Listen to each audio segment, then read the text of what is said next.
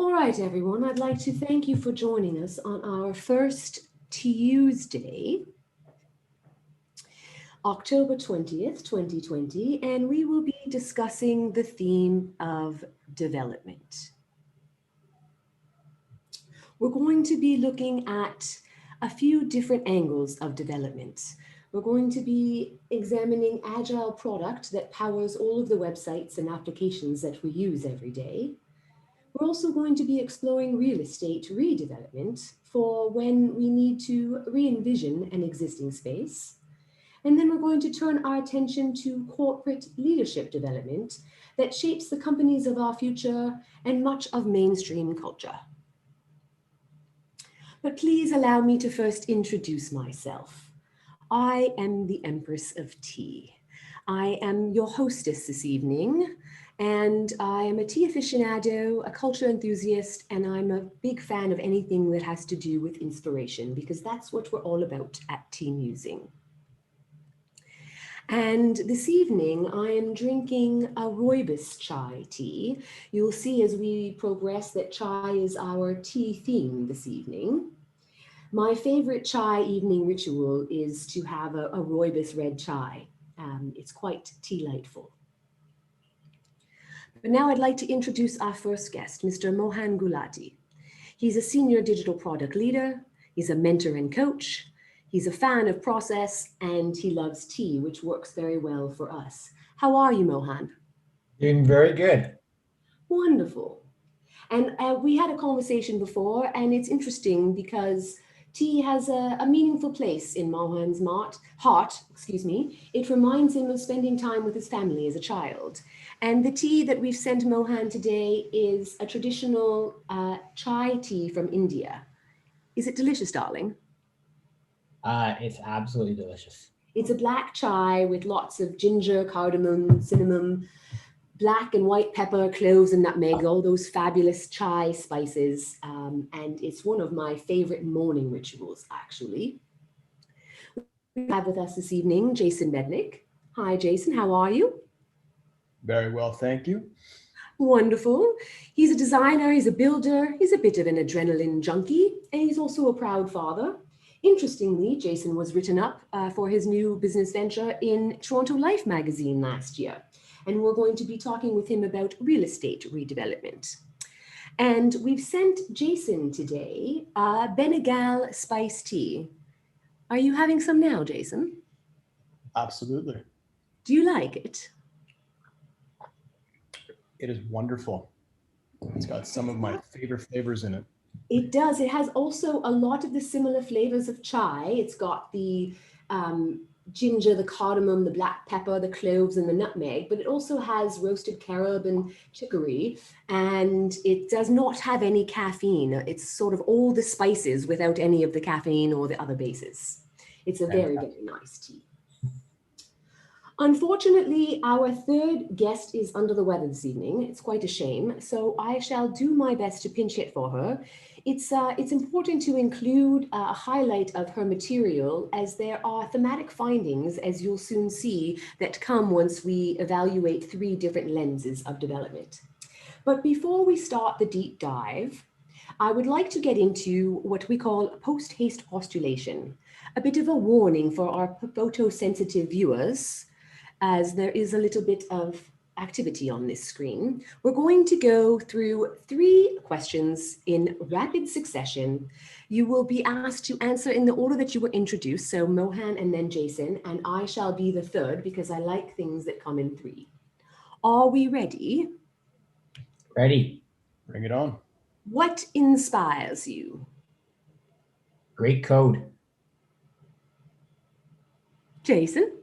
Great weather. Tea musing inspires me. Fabulous. What motivates you? Complex problems that can be solved through processes.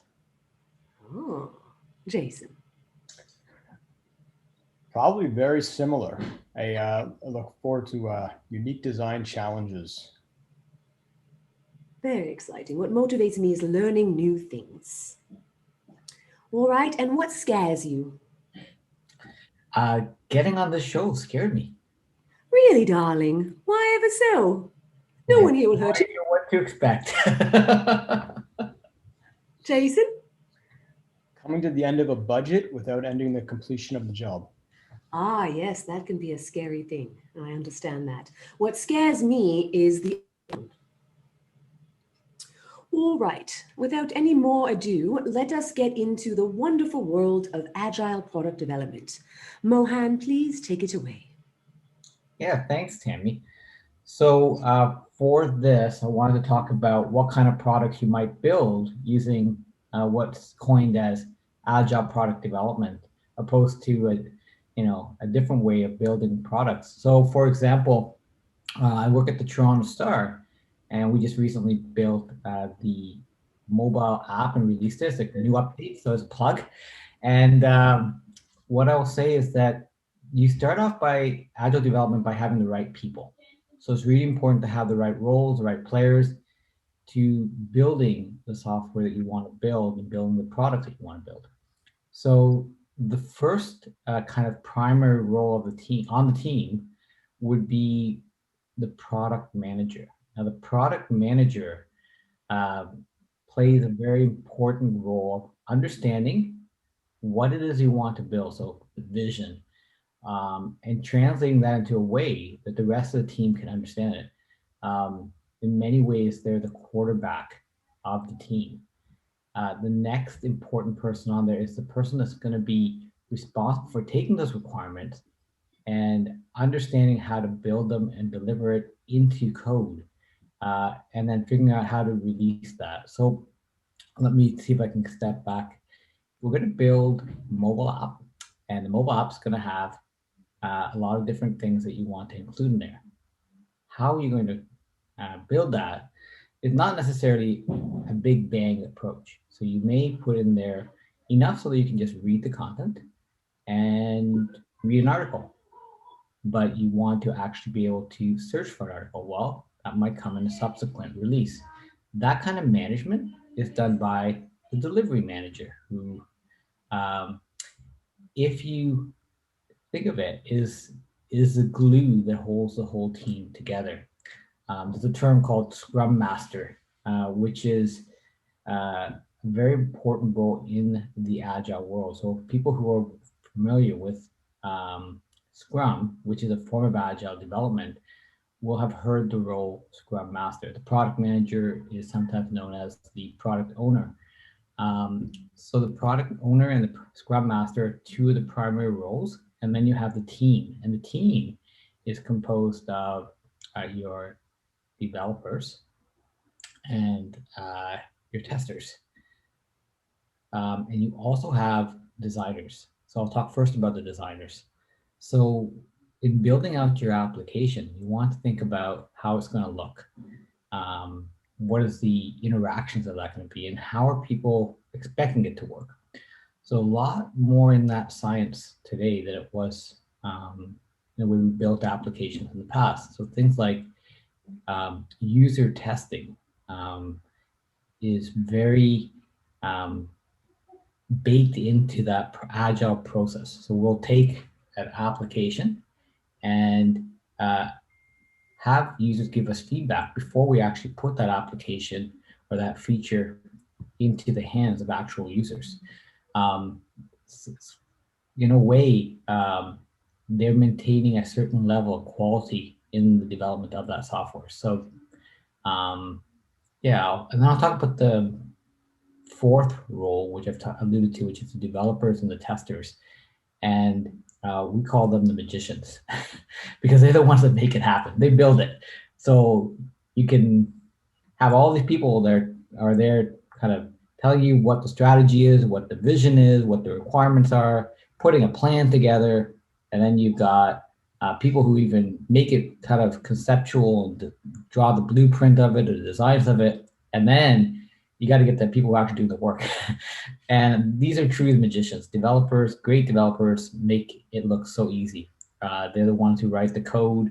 They're the ones that make sure and maintain that there's the thing works the way it's supposed to. There's not so many bugs in the code, and they're technically managing also the ability to release that into the hands of customers. So those are our magicians. So now, how do we put all those great people together into a process? What does that process look like? Well, there's lots of different ways that people talk about it. At the Toronto Star, we've coined a term called the 5Ds to make it easy to remember. So the first part of the process is what we call the definition process. And this is where we spend a lot of time on on the strategy and understanding the vision of what we want to build. What are the objectives and the goals of building out this application? So for example, on the Star, we want to build an application that is a mobile app that is the best mobile app in the market that allows people to refresh content all the time. That becomes a strategy, especially the fresh content piece. So how do we build and make sure that the application is serving you as the user who's reading that application always fresh content and content that's of interest to you? So that's our goal. Those are our targets. And then we start talking about, well, what's in scope and what's not in scope.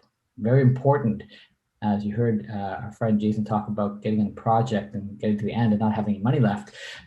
If you don't manage your scope, you will definitely end up in that position. So that then, as you define the boundaries of what you're going to build, you define how things are supposed to also work and operate. What high level requirements do you need? You're not at this point talking about, I want the button to be blue and I want the background color to be white and I want large images. What you're talking about is I want articles and I want images and I want the ability to navigate to different content. These are the types of requirements that you're talking about at this particular point of time. So the next step in the 5Ds is what we call the design. And this is where you take all those requirements and you start to put it into pretty pictures, if you will call it. And the pictures allow you to understand what is it going to look like when it goes into the hands of people. Start to kind of paint that picture. And a very important part of that is the flow of the application. So how should it navigate? What should happen when the user wants to finish just reading an article? There's many different things that the user could decide to do at that time. They could decide to read another article. They could decide to just not read anything and put their phone away. How should the application behave? Or they decide to go back to the homepage, or they want to search for something. There's lots of different options. So understanding those different flows is part of that. Now, also at this time, we want to understand how you're going to actually potentially build it. And you want to do a little bit of planning around that, the technical aspect of it. And it's important to do that up front, because if you do it up front, you'll have identified pitfalls and become more efficient and can move faster. So it's part of agile process. We do that up front in what we call the design process. The next step is we'll group them together into one step called develop and deploy. They're sometimes treated interchangeably as one, but really this is where you're actually giving the requirements now in the form of what we call small little stories. And these stories are implemented by the developers and they're actually writing code. And then as part of those stories, there's certain acceptance criteria that this is okay. So I need the mobile app, when I click on this button to open this page, that is a requirement and that is acceptance criteria. If it works that way, it can be tested and released. So the releasing part is when you put something into the hands, and we call that part of the deploy phase. I'll go on to the next phase. So this is my favorite part of it. You put this thing into production, you've given it into the hands of our customers. And in the agile world, you're not done. That's just the beginning. This is where you start to say, okay, how are people using this? We look at data. How many pages do people read? How often are they coming back to it? How long do they spend on the site? Which kinds of articles are they reading? All that information is used to then learn how to make iterative improvements to the product that you build.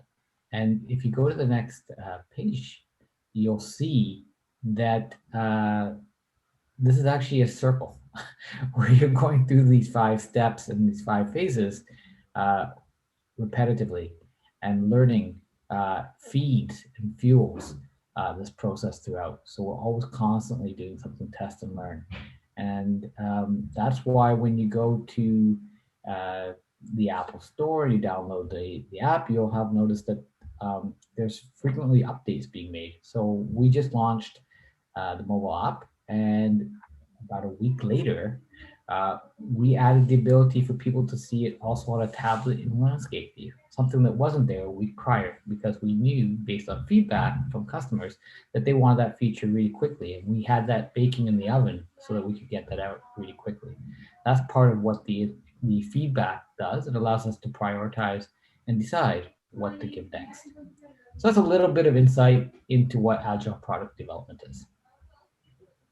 Thank you, darling. That was fabulous. We have one question so far from Jesse. Thank you, Jesse. With proper process in place, how do you effectively deal with the unexpected? Does process include a buffer of some kind to allow you to pivot or respond to immediate unanticipated priorities? Great question. So the answer is it's a it's always a game of prioritization. So when something unexpected comes up, um, you need to decide if it's important enough. You need to pivot, because sometimes there isn't a buffer, enough buffer in the process. At that point, you would pivot and break your sprint and break your development process, and move to include that new requirement in there. The other answer to it is there's a natural amount of prioritization that can happen within that time frame to release something that can allow you to be agile. I'll use that word, um, and it's very nice. And the best part of all of this is that you are building out small chunks. So you're not talking about, like I used the example for the landscape, the tablet. It was a week difference. That's pretty quick. So you're not talking about waiting months in order to try to build or reprioritize something. Thanks, Jesse, for that question. Thank you. Are there any other questions? I'll give everybody a moment to type them in if they have any questions. While we wait for that, I'll ask Mohan, could you maybe tell us, other than the app, because you've mentioned it a little bit, is there something that you've worked on recently that you're particularly proud of that you could share with us? Absolutely. So part of what we've been working on is a complete reimagined experience on the core product at the Toronto Star, which is the core website. So the homepage, we've built that in a very modular way where you can visit it and see fresh content on the site, content that is also personalized and tailored to your likings. So we kind of know what you'd like to read and what you'd be interested in. And then the other thing I would say is we've worked on a number of onboarding flows for new users. So it's something that we wanted to make sure was working well. And yeah, I'm actually really proud of that feature. Wonderful. Thank you. All right. There are no other questions. You will have another chance at the end. We're going to take a little moment, reprieve, have a sip of tea. I'd like to thank you all again for joining and let you know that we generated almost $50 for our corporate social responsibility. Our cause is to help those who help people with mental illness, and we're very excited for us to be able to put together a team using package for someone. And I'd also like to let you know that at the very end, there shall be a quick feedback survey that will pop up in your browser window. And we're hoping you'll take a moment to answer a few short questions. As we're just getting started, your feedback is truly invaluable to us presently. We are much obliged. And without any more ado, Jason will take us through some information about real estate redevelopment. Welcome and good evening, everyone.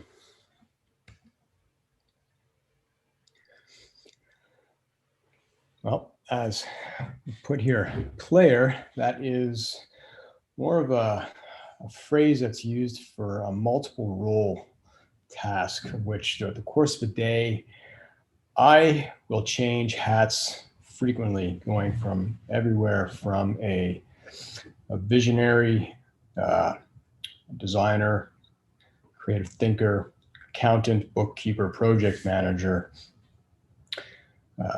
various trades, many hats through the course of the day. As far as throughout the course of the day, when I'm on site, I can be quite the handyman, picking up loose ends, finishing off where trades left off. I'm somewhat of a perfectionist, and I really like to pay attention to details. So I will bounce around, and I've become quite proficient at electrical, plumbing, drywalling, HVAC, carpentry. Those are just to name a few things where I can jump in if something needs to be done. I don't need to wait around to get my specific trade or skilled trade back in. I can at least pick up the tools and get through a pinch so the project doesn't get delayed. And these are pretty good skills to have because time is money. Businessman. Well, I have become over the years, a real estate speculator, picked up bookkeeping and accounting, project managing, public relations, and general contractor. And I guess just to give some background information, which I skipped, I had about a 20-year career as a graphic designer, which Tammy did briefly mention.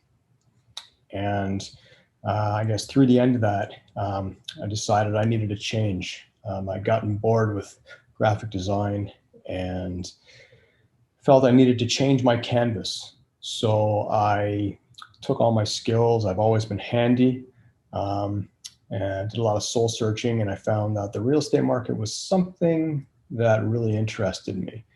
It really spoke to me on a lot of fronts. My family had a background in real estate, and I guess it was kind of in my blood.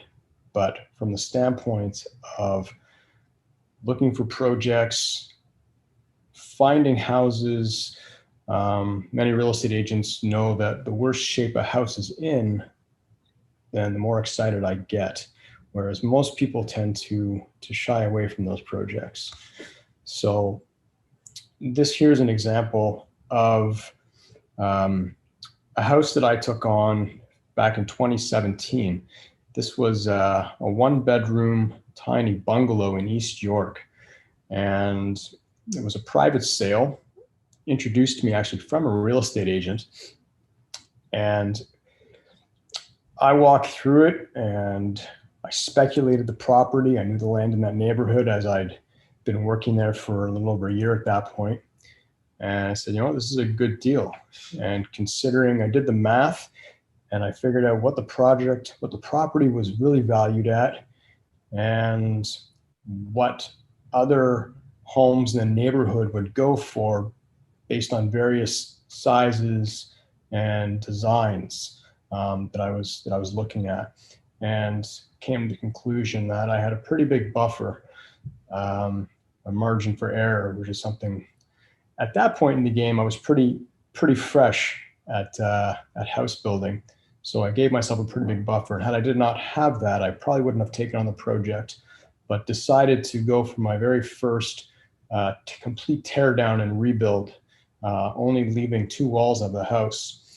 And the slide we're looking at now is what I had conceptualized the house would look like when it was done.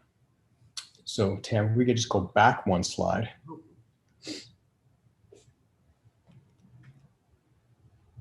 So we went from this tiny little 1-bedroom bungalow through the design stage where I brought on an architect and structural engineer and came up with this beautiful concept, which was essentially 95% of all my ideas and creative that I work with the architect to actually plot and get on paper. And then we followed it straight through to production, which took us about 14 months.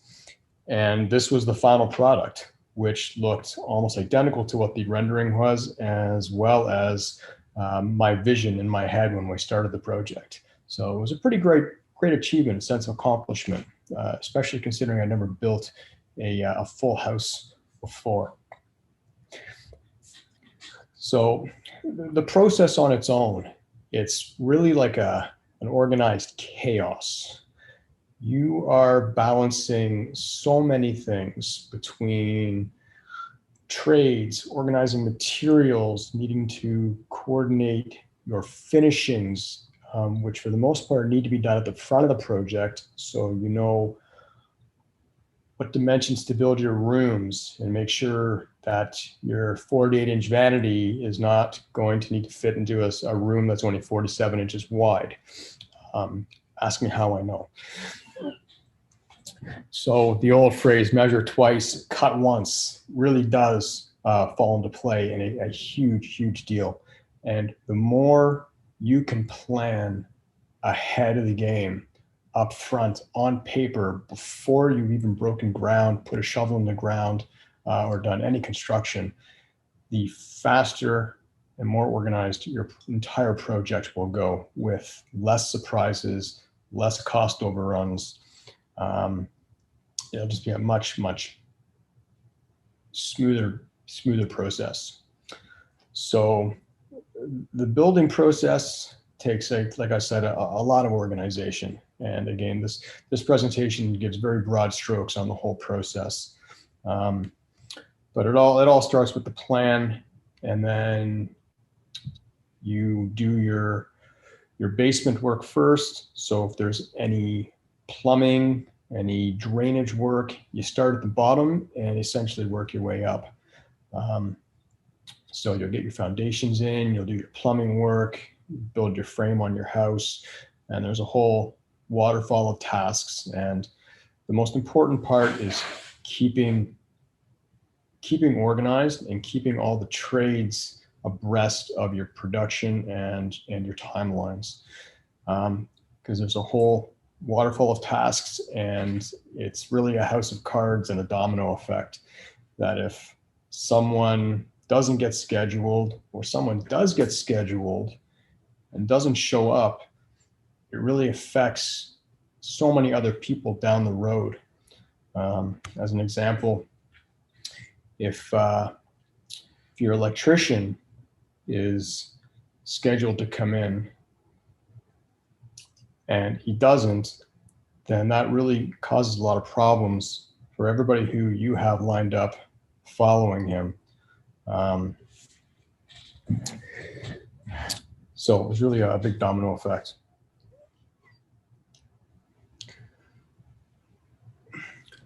Now, finishing and flourishing. These are really where things start to get fun. So once you've got all your construction, for the most part, finished, you start bringing in all your finishing trades. So drywall goes in, paint comes in, bring in your trim carpenter, you start bringing in all your appliances, you're bringing in all your vanities, your countertops, kitchens get built, and you really start to see the project come together. I think it's really exciting. And this vision you've had in your head really starts to take shape after you've been looking at raw framing and loose wiring and everything that's behind the walls. It's all covered up now, and everything's starting to take shape and take color. And it's pretty exciting. And at this point, you have to start getting ready to decide, is this going to be a rental property? Are you going to be flipping this property and reselling it? At that point, you need to start talking about getting in the stagers, which in my opinion is a pretty important detail if you're going to be reselling a home. And this is because people in general have a hard time visualizing what a house will look like when they're living in it, and how the rooms will work, and what their furniture will look like, and how functional it will be for them. So when you bring in all that furniture for them, you set up the kitchen, you put chairs and a dining room table in, you bring in beds, and you bring in couches and TVs and try and set up the house as much as possible. It really helps people get a better idea of how they're going to feel in the house. And even paramount to that is when you're going into this is to really understand who your demographic and your market is that you want to sell the house to.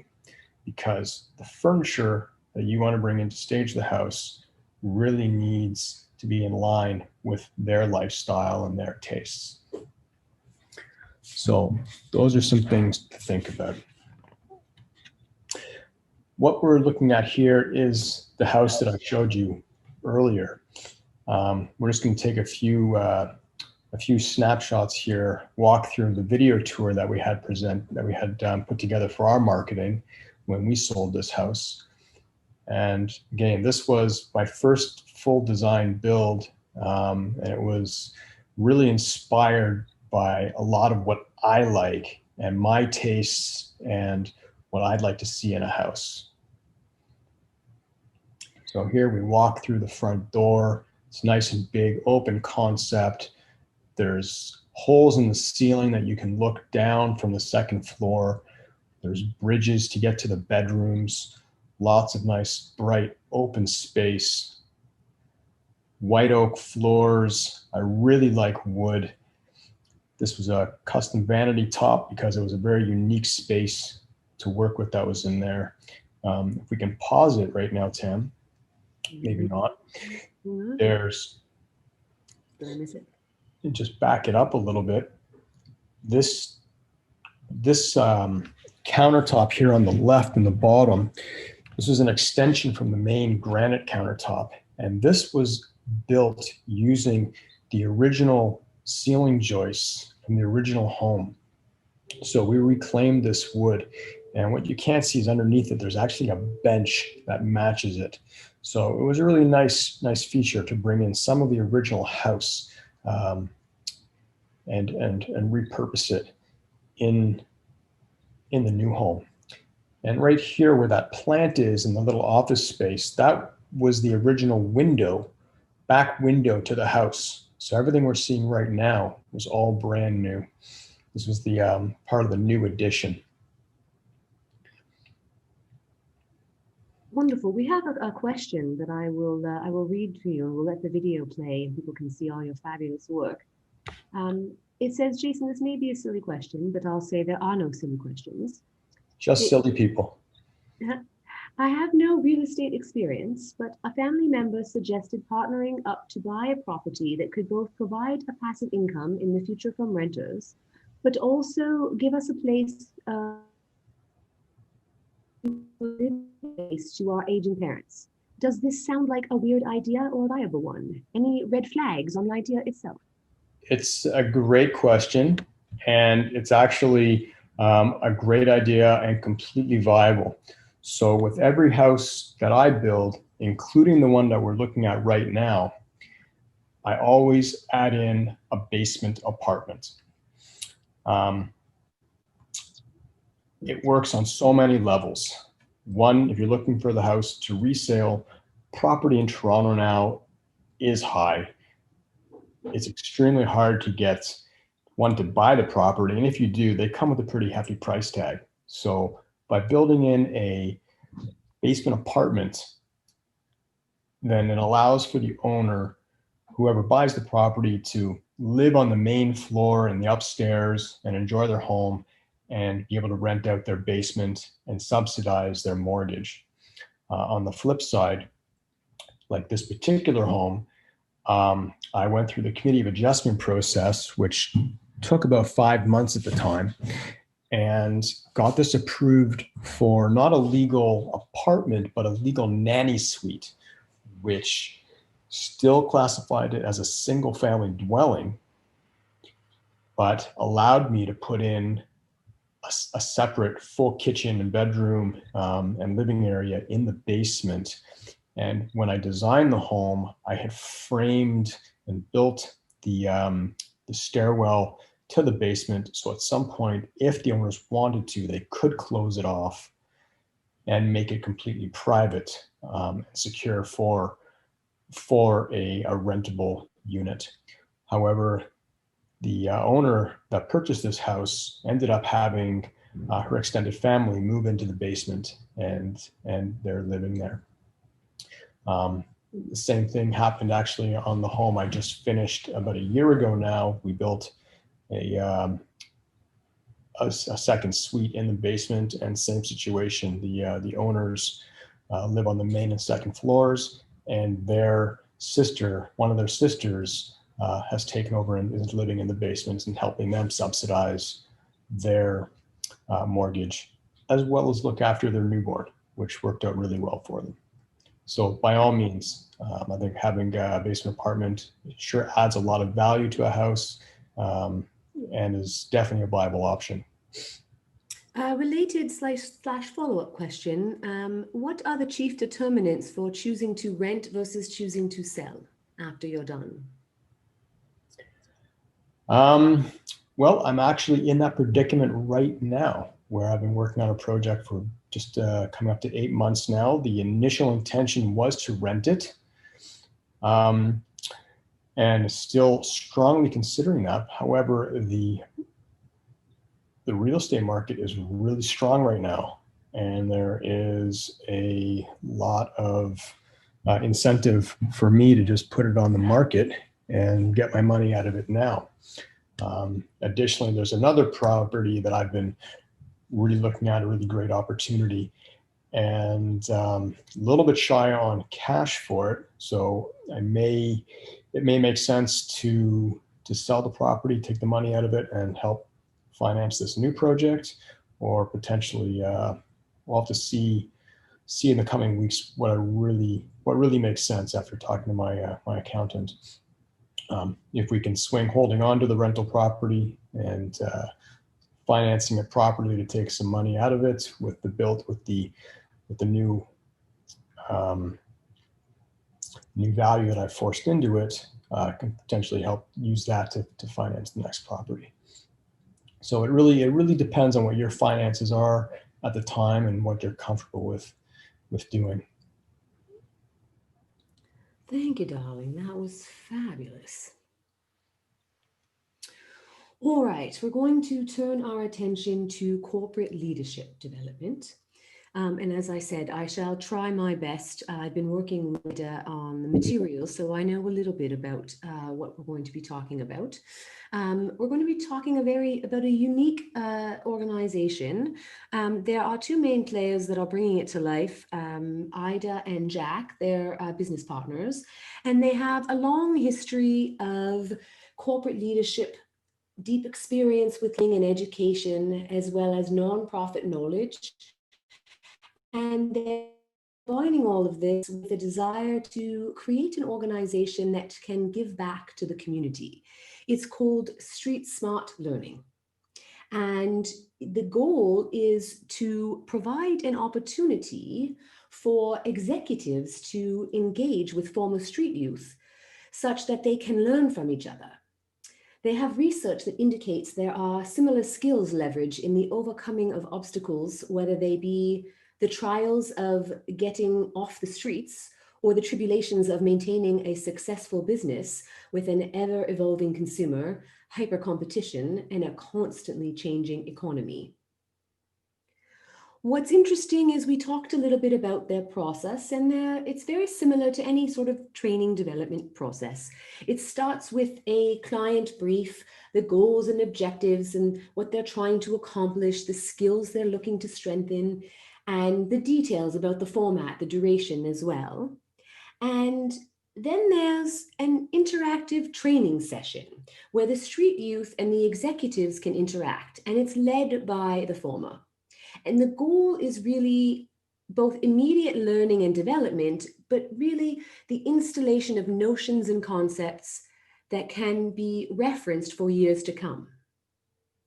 I won't field too many questions because I don't think I would do them justice. It's not my business. I'm sure if you want to visit their website and contact them, they would be delighted to discuss with you the business venture that they're embarking on.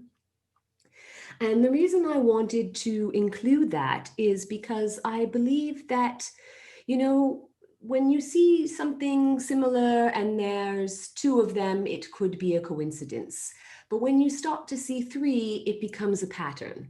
And that's sort of what I started to see as we went through. You know, now that we've heard all about three different types of development, the various players and the processes involved, we use these things to bring brilliant ideas to life. And I'd like to take a moment to do some team using and see if there's anything to be gleaned from the overlaps, the intersections, and the nuances of development. So what I've heard throughout the evening is that there are very different inputs. We're talking about numbers and letters versus pieces of wood and shaping people's minds, different outputs entirely, and very different skills between coding and electricians. However, there's also a lot of overlapping skills. I heard project management several times, planning and making sure you think about things in advance, idea generation, constant learning. And what struck me as I was listening and thinking about the process is that when you look at the various different forms of development, they have a similar type of process. Again, different steps, different things, different inputs and outputs, but five sort of main steps. And actually, when we look at them all together, there's sort of overarching steps to success. Everybody begins with understanding what they're trying to do, what's an overview, what are the objectives. And then there's a step of ideation and thinking that goes into place. And once you've done that, there's actual production. You make the thing. It's interesting because all of the different groups have, or the different processes have lots of upfront work before you even get into that part of building and producing whatever you're making. And then you launch that thing out to the world, whether it's through an open house or releasing code or having a training session. And then in all areas, there's a learning and a feedback loop that comes back to where we were before. And I find that absolutely delightful. So, darlings, that is our team musing take on development. We can field more questions if there are any, but if not, I shall say that until we meet again, I hope that you remain steeped in culture.